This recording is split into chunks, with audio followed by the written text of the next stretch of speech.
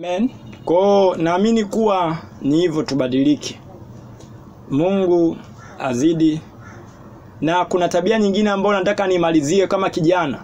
Unaenda kanisani, mwingine anabeba juisi, afu anakula kanisani. Baada inaendelea mtu anakula.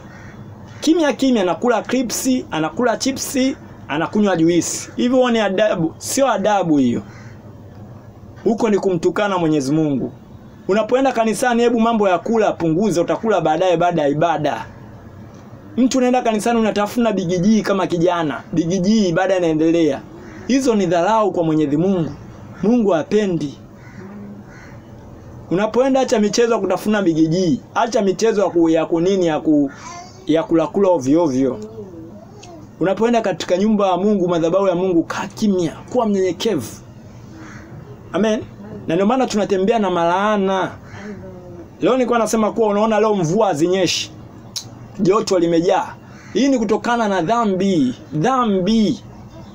Mungu anatuadhibu kwa ajili ya dhambi. Tunatakiwa kutubu.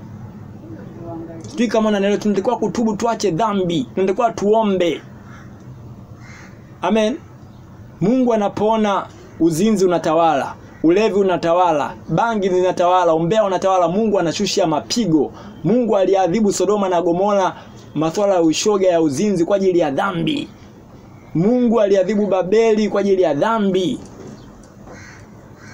Sijui kama wananielewa. Kwa hiyo tunatakiwa tuache dhambi, tunatakiwa tusimame na Mungu. Miili yetu ni hekalu la Bwana, tufanye mambo ya kumpendeza Mwenyezi Mungu. Amen.